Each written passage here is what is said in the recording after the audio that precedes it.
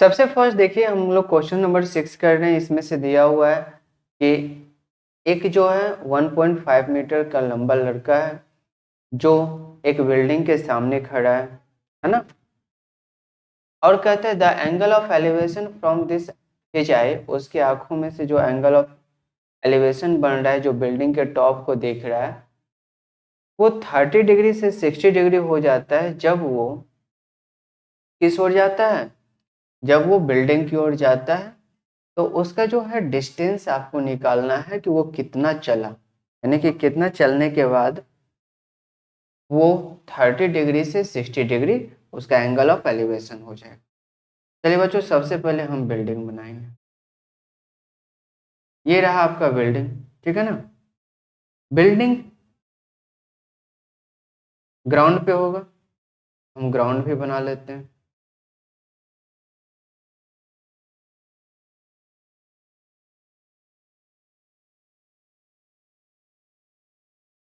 Ground बन गया। अब एक बच्चा जो 1.5 मीटर लंबा है, तो मान लेते हैं कि ये एक बच्चा है जो 1.5 मीटर लंबा है।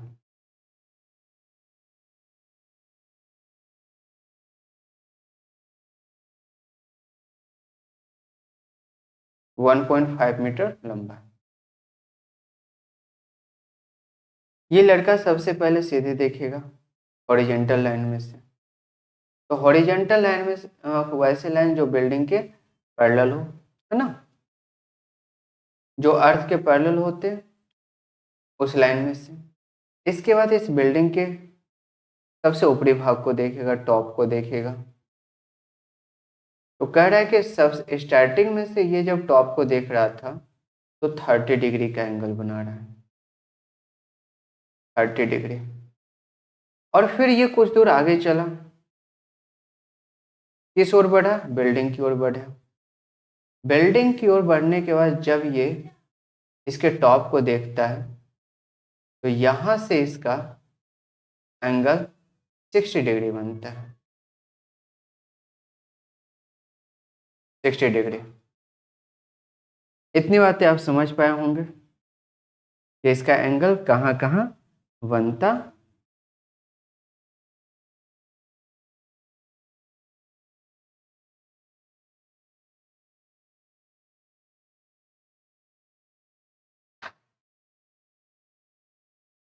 अब हम बात करेंगे कि इसका जो एंगल है वो 30 डिग्री है या फिर 60 डिग्री है।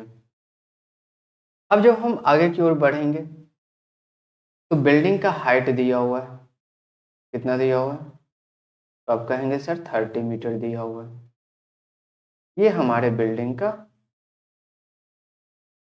तो 30 मीटर का।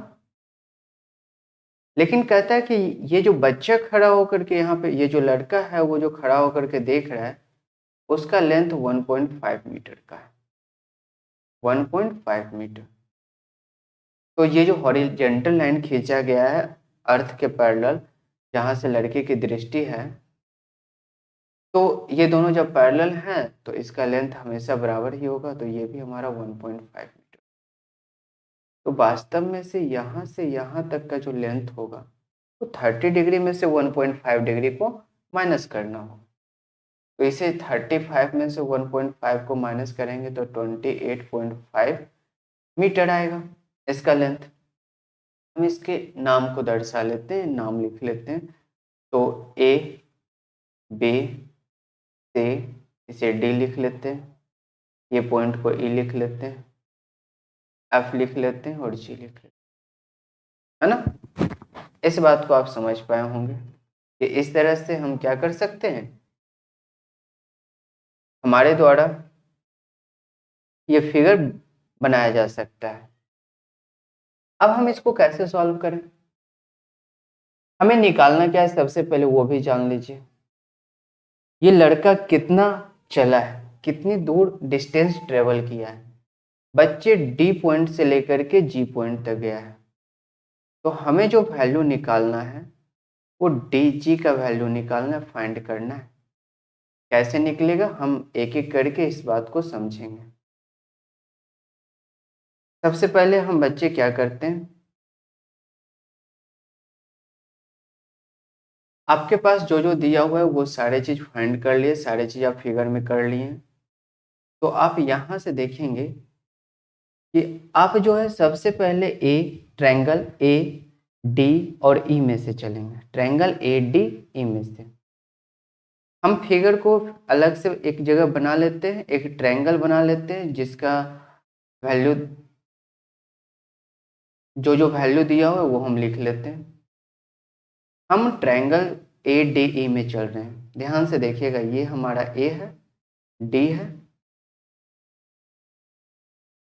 डी यहाँ पे है और ई यहाँ पे।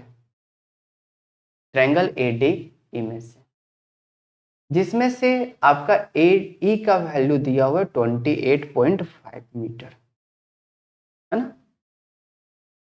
एंगल दिया हुआ है 30 degree, angle of elevation.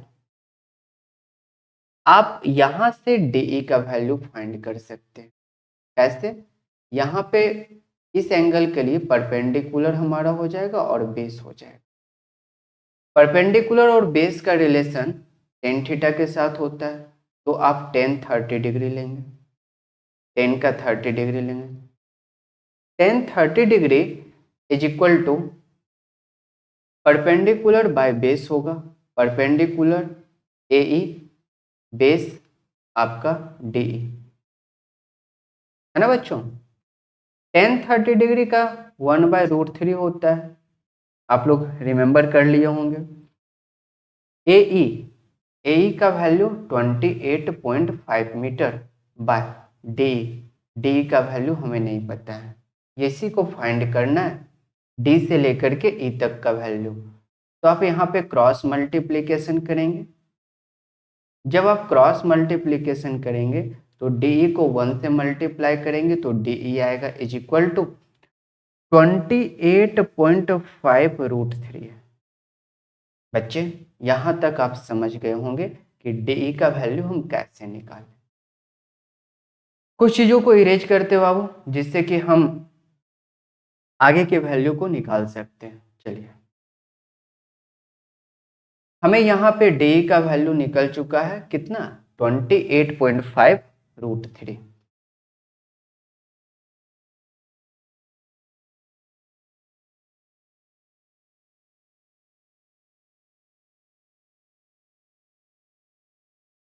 Next page ले लेते हैं बच्चों। चलिए, हमारा फिगर देखिएगा आप लोग। फिगर में से आप देखेंगे कि अब हम जो चलने वाले हैं ए जी ई में, ट्रायंगल ए जी ई, उस फिगर को हम सबसे पहले बना लेते हैं। एक एक चीज को हम समझा रहे हैं, आप ध्यान से समझिएगा। जैसे ही आप ट्रायंगल ए जी ई लेते हैं, ए जी ई, ये आपका ट्रायंगल है। एंगल आपका 60 डिग्री का बन रहा है। ए का वैल्यू पीछे भी देख चुके हैं, ए का वैल्यू हमारा है 28.5 मीटर। आपको जेई का वैल्यू फाइंड करना है, तो जो एंगल दिया हुआ है उसके सामने वाला एक परपेंडिकुलर है, नीचे वाला बेस है, 90 डिग्री के सामने वाला हाइपोटेनस। हमें तो पी दिया हुआ है, बेस निकालना है, तो पी और बी का रिलेशन जो है टेन थीटा आता है। तो आप tan 60 degree is equal to लिखेंगे परपेंडिकुलर बाय बेस। परपेंडिकुलर आपका ए आ जाएगा, ए बाय बेस आपका ई जी या जी ई, कुछ भी लिख सकते बच्चों। अल्फाबेटिकली ऑर्डर में लिखना चाहे तो आप ई जी लिख सकते हैं। टेन 60 डिग्री का वैल्यू √3 आता है, तो √3 इज इक्वल टू ए का वैल्यू दिया हुआ 28.5 बाय में से कितना आएगा, जीई। इसके नीचे कुछ नहीं तो 1, आप क्रॉस मल्टीप्लिकेशन कीजिए। आप जब क्रॉस मल्टीप्लिकेशन करेंगे तो जीई √3 इज इक्वल टू 28.5 आए। आप यहाँ से जीई का वैल्यू निकालेंगे तो √3 मल्टीप्लाई में है, राइट साइड में जाएगा तो डिवाइड हो जाएगा, यानी कि 28.5 बाय √3 होगा। यहाँ तक बच्चे आप समझ पाए होंगे। इसको रेशनलाइज करना है। इसे क्या करना है, रेशनलाइज करना है। सिंगल नंबर का रेशनलाइज करना बहुत ही आसान है। अगर √3 दिया हुआ है तो √3 से आप ऊपर और √3 से आप नीचे मल्टीप्लाई कर लीजिए, तो आपके पास आ जाएगा 28.5 √3/3 आएगा, है ना। ये 3 से कट जाएगा, 3 से कटने के बाद कितना आएगा, 3 9 जा 27, 0.35 जा 15, यानी कि इसका वैल्यू 9.5 √3 आएगा। 9.5 √3 जीई का वैल्यू आया 9.5 √3। अब हम पहले पेज पे आते हैं, फर्स्ट पेज पे, वहां पर देखते हैं। यहाँ पे आप देखेंगे कि सबसे पहले आप जब डीई का वैल्यू फाइंड किए थे, एक लाइन हम बना करके आपको सिखा रहे हैं। आप देखेंगे फिगर में से डीई का जो वैल्यू हम फाइंड किए थे, डीई का वैल्यू, हम इसे अलग कलर के द्वारा हम आपके फिगर पे बना रहे हैं। देखिए बच्चों, ये रहा आपका डीई, है ना। डीई का वैल्यू कितना फाइंड किए,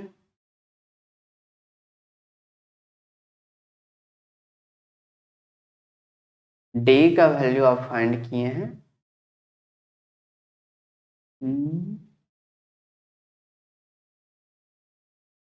28.5 √3, यही आया था, है ना बच्चों। 28.5 √3, ये आपका डी का वैल्यू आया। और इसी के ऊपर हमारा क्या है, जीई है। जीई का वैल्यू आप फाइंड किए थे,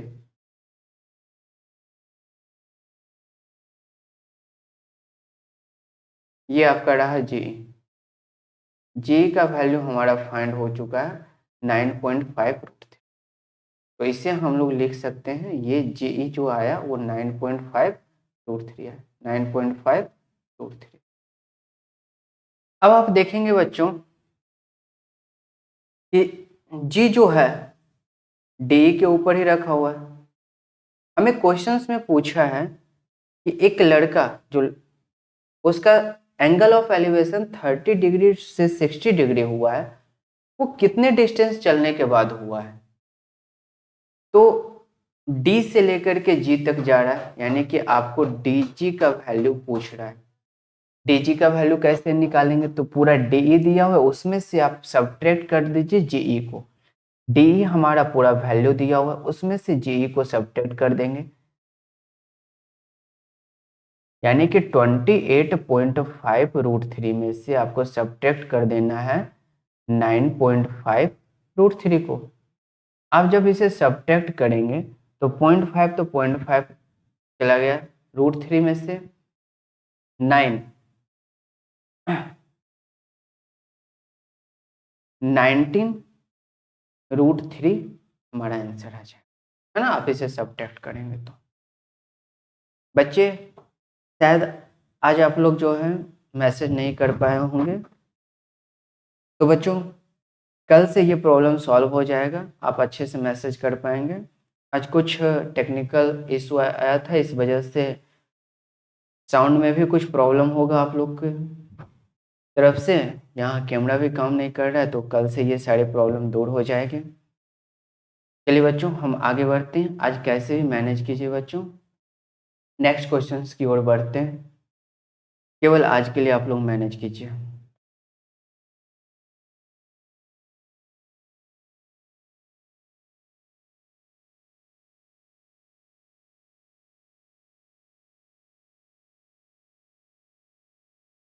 बाकी सारी चीज़ें स्मूथली चल रहा होगा, ध्यान से पढ़िए बच्चों। कहते हैं from a point on the ground the angle of elevation of the bottom and the top of a transmission tower, कहता है कि fixed at the top of a 20-meter high building are 45 degree and 60 degree respectively. Find the height of the tower, tower का height निकालना है।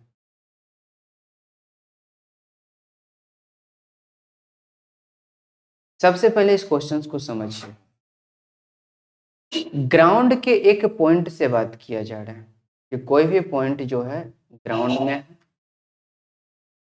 मान लेते हैं कि ये ग्राउंड का एक पॉइंट है, ठीक है ना।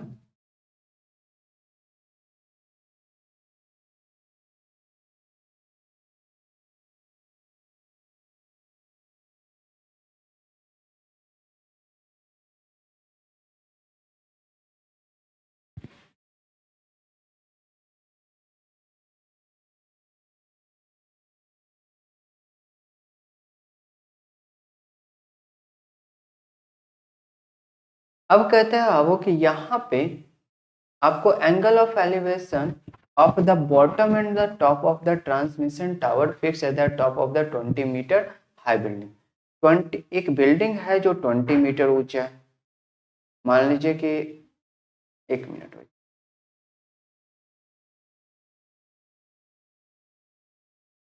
एक बिल्डिंग है, ये आपका रहा बिल्डिंग जो 20 मीटर ऊंचा है। इसकी हाइट दी हुई है 20 मीटर। 20 मीटर इस बिल्डिंग की हाइट दिया हुआ है ना।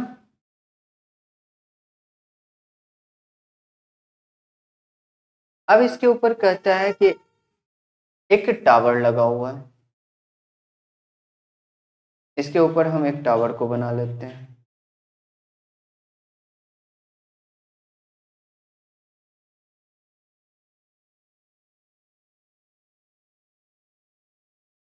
इसके ही ऊपर एक टावर है।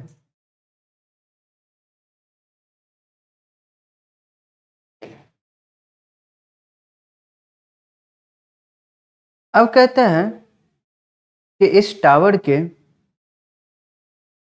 बॉटम और टॉप का एंगल ऑफ एलिवेशन, अगर हम बॉटम का देखें और यहीं पे रहा टॉप का,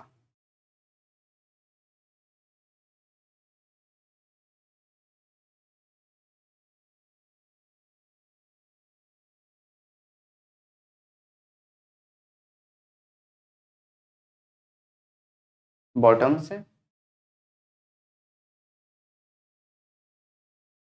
और ये हमारा रहा टॉप से।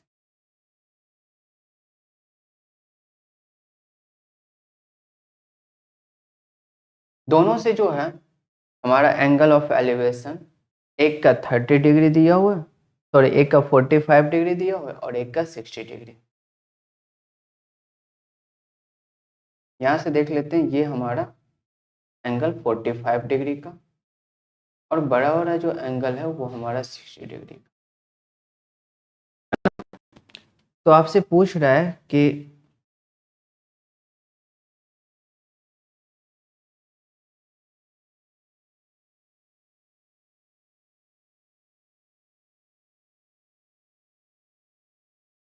टावर का हाइट कितना है, टावर का, इसे फाइंड करना है। देखिए बच्चों, कैसे फाइंड करेंगे, ध्यान से समझ। सबसे पहले हम इसका सारे पॉइंट का नाम लिख लेते हैं। इस पॉइंट का नाम हम चाहें ए, बी, सी, डी रख लेते हैं। सबसे पहले बात करते हैं बाबू in triangle B C D. Triangle B C D की अगर हम बात करेंगे तो इसमें से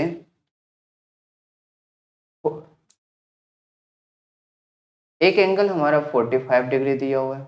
इसके सामने वाले साइड जो होंगे वो परपेंडिकुलर कहलाएंगे। नीचे हमारा बेस कहलाएगा, है ना। तो 45 degree is equal to base C बटे सी डी होगा। 45 डिग्री का वैल्यू 1 आता है। बेसी का वैल्यू दिया हुआ है 20 मीटर, बटे में से सी डी आएगा। क्रॉस मल्टीप्लीकेशन करेंगे तो C D is equal to 20 metre आ जाएगा। CD का वैल्यू हमारा आ गया 20। अब देखिए छोटू, आपको क्या करना है, अब बड़ा वाला ट्रायंगल में चलना है। कौन सा ट्रायंगल? ACD में। हम बात कर लेते हैं इन ट्रायंगल ACD। यहाँ पे परपेंडिकुलर AC हो जाएगा 60 डिग्री के लिए, परपेंडिकुलर AC हो जाएगा और बेस हमारा CD हो जाएगा। तो AC और CD की जहाँ पे हम बात कर रहे हैं वहाँ पे P और B का रिलेशन tan थीटा में आता है, तो आप यहाँ पे tan 60 डिग्री लेंगे। tan 60 degree is equal to perpendicular by base यानी कि AC बाय हमारा आ जाएगा CD, AC by CD। tan 60 degree is equal to √3 is equal to AC by CD। AC का वैल्यू नहीं दिया हुआ लेकिन CD का वैल्यू कितना दिया हुआ है? 20 मीटर। तो CD की जगह पे हम 20 मीटर ले लेंगे। क्रॉस मल्टीप्लीकेशन करेंगे तो AC इज इक्वल टू आएगा 20√3। AC का वैल्यू कितना आएगा? 20√3। इतनी बातें आप समझ पा रहे होंगे। अब आपके पास AC का वैल्यू है और BC का वैल्यू है, आपसे पूछ रहा है AB का वैल्यू, फाइंड करना है AB का वैल्यू। आप कैसे निकालेंगे? AB इज इक्वल टू आप फाइंड करेंगे तो AC माइनस BC करना होगा। AC का वैल्यू आया है 20√3, इसमें से माइनस करेंगे 20 को, 20 कॉमन आ जाएगा, √3 माइनस 1 बचेगा, यानी कि 20 इंटू √3 माइनस 1 ही हमारा आंसर। बच्चे आप लोग इतना समझ पा रहे होंगे। नेक्स्ट हम बात करते हैं बच्चों, नेक्स्ट क्वेश्चंस की ओर आगे बढ़ते हैं।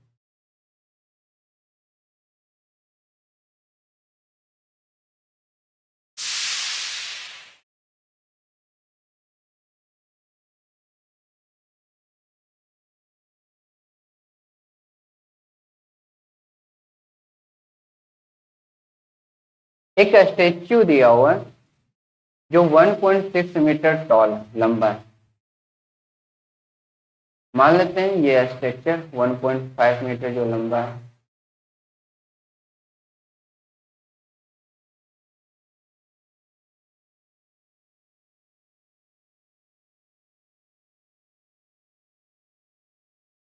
जो पेडेस्टल के शिखर पे लगा हुआ है इसका वैल्यू 1.6 मीटर दिया हुआ है, इसका वैल्यू 1.6 मीटर दिया हुआ है। ये एक पेडेस्टल के ऊपर लगा हुआ है ये मूर्ति।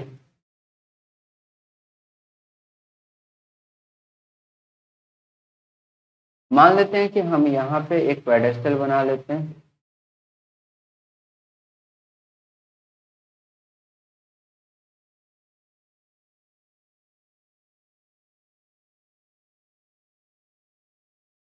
इसके ऊपर एक मूर्ति लगा हुआ है।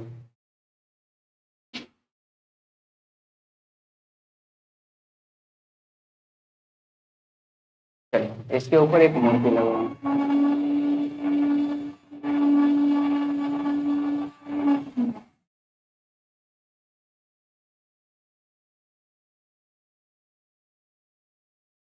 जो 1.5 मीटर का है।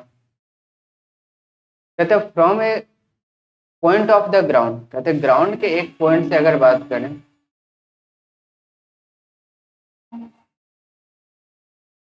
ग्राउंड के एक पॉइंट से, ये हमारा ग्राउंड है, ग्राउंड के किसी एक पॉइंट को लेना है। इस पॉइंट से इसके टॉप और बॉटम, कहते the angle of elevation of the top of the statue is 60 degree and from the same point the angle of elevation of the bottom होगा, of the bottom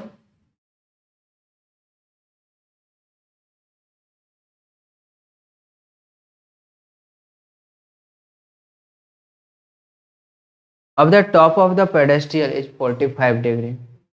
find the height of the pedestrian. इसका height आपसे पूछा गया है।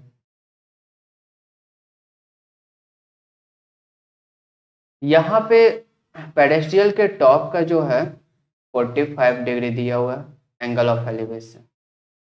देखिए इस point से जब हम एंगल ऑफ एलिवेशन निकालते हैं,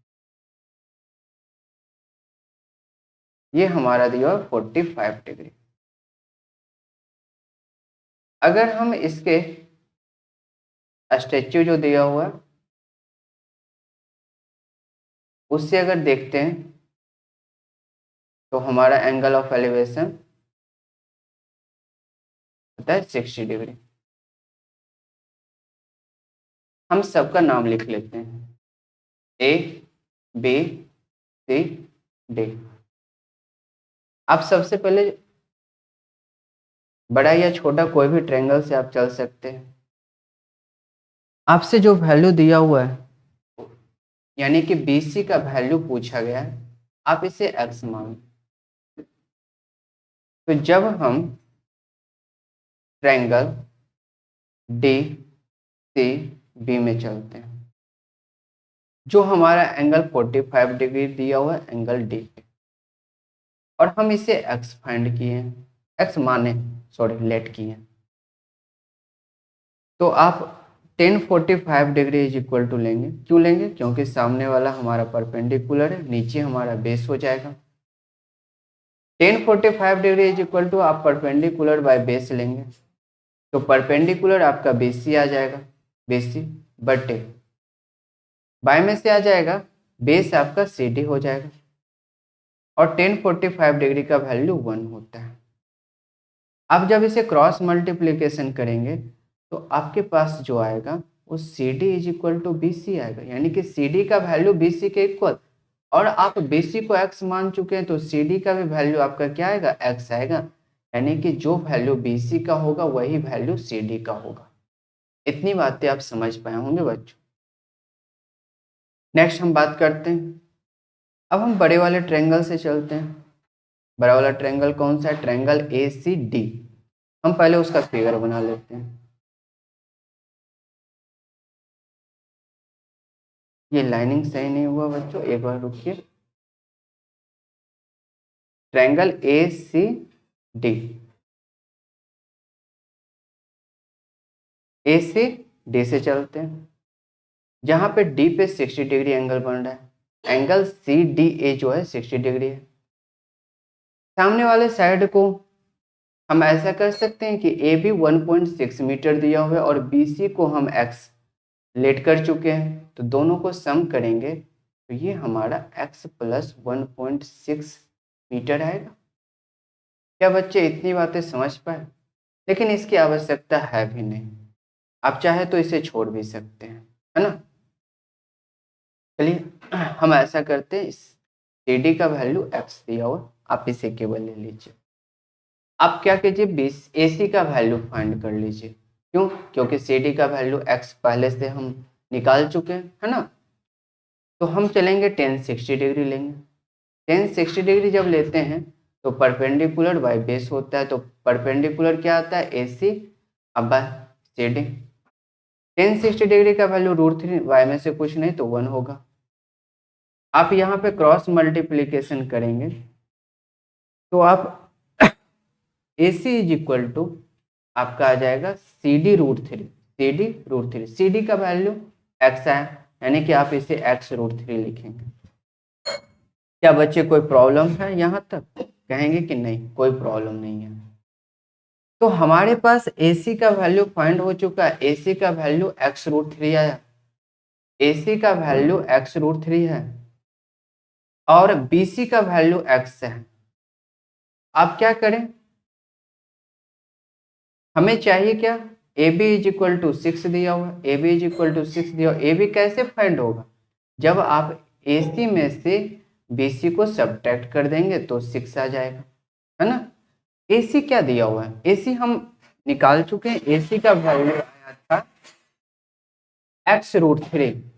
AC का वैल्यू आया था x√3, माइनस करेंगे BC हमारा x दिया हो तो माइनस में से x करेंगे, इज इक्वल टू कितना आएगा? 6 आएगा। आप यहां से x को कॉमन ले लीजिए तो √3 - 1 आएगा, इज इक्वल टू 6। आप जब यहाँ से x का वैल्यू फाइंड करेंगे तो 6/√3 - 1 आएगा। आप इसे यहाँ पे अब रेशनलाइज कर सकते हैं। क्या करेंगे, √3 + 1/√3 + 1 से मल्टीप्लाई कर लेंगे तो यहाँ पे आएगा 6 × √3 + 1। अब बाय में से √3 का स्क्वायर 3 आता है, 3 - 1 2 आएगा, 2 से 6 को काटिएगा, 2 3 जा 6, आपके पास वैल्यू आएगा 3 × √3 + 1। ये आपका किसका वैल्यू आया, x का वैल्यू आया। और x हम BC को माने थे, और BC क्या है, BC पेडेस्टियल का वैल्यू है, पेडेस्टियल की हाइट है। पेडेस्टियल की हाइट जो है 3 × √3 +। क्या बच्चे आप लोग इतना समझ पाए? चलिए आज के लिए इतना ही, फिर मिलते हैं कल के क्लास में से।